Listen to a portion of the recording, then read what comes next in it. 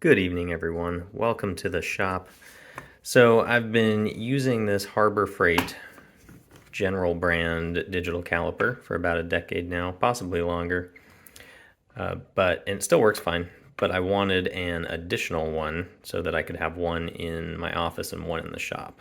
So wanted to support a U.S. tool company as well as just get a good high quality USA made tool. So naturally ordered the Starrett, and you can imagine my disappointment when it arrived with a made in China label on it. I'm sure it's still a fine tool, but that was rather disappointing. Now, if you do want a tool that is not made in China, I did check out the Mitutoyo.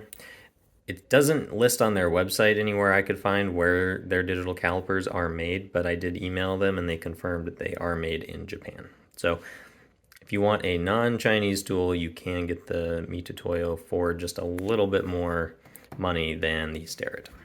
Okay, and this guy cost, well, I don't know what it cost 10 years ago. Right now, Harbor Freight sells two models under the Pittsburgh brand. One looks like a children's toy and costs $10. One looks more like this and costs $25. So for argument's sake, we'll assume this was $25. The Starrett was $116. So the point of this video is, do you get anything for spending that extra 90 bucks? Like, is there any difference in tool performance? As just an extra data point, I do have an old school, not digital, Mitutoyo made in Japan, and we will use this just, I guess, as a comparison. It's definitely not really a control, since I don't actually know that this is accurate, but it's another data point to compare against these two digital calipers. So let's get underway. I've got a collection of things with known sizes. So got some good Norseman drill bits. I've got some cheapo center punches. I've got some large old school machinist bits. And I've got some cheapo Chinese large wrenches. Okay, so let's do a quick overview of the things we're actually working with. Here is the general brand Harbor Freight special from at least a decade ago. But amazingly, so it's not like I use this every day, but bought it a decade ago at least, and the thing is still working on its original battery, shockingly enough, and still works relatively well. The action is starting to feel a little bit crusty, but I think that is probably my fault due to using this in a shop. So here's contender number one. Contender number two, the new Starrett. Quality of the cases, I would say, feels...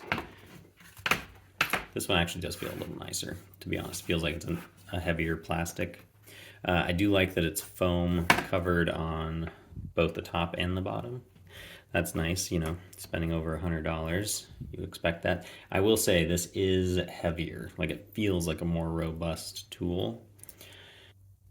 Action feels extremely smooth and precise. I do like that. I like the auto on action.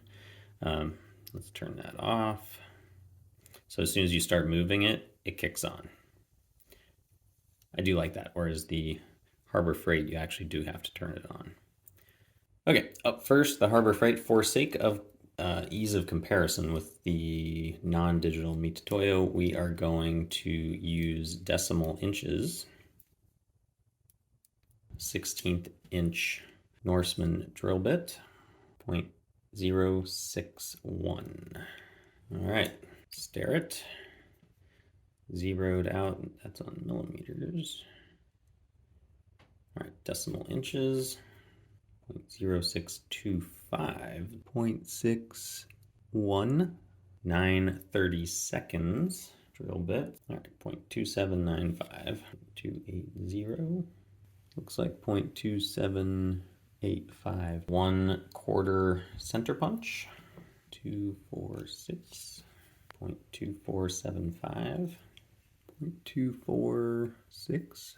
17/32 center punch. .5345. 531. This is 0.531.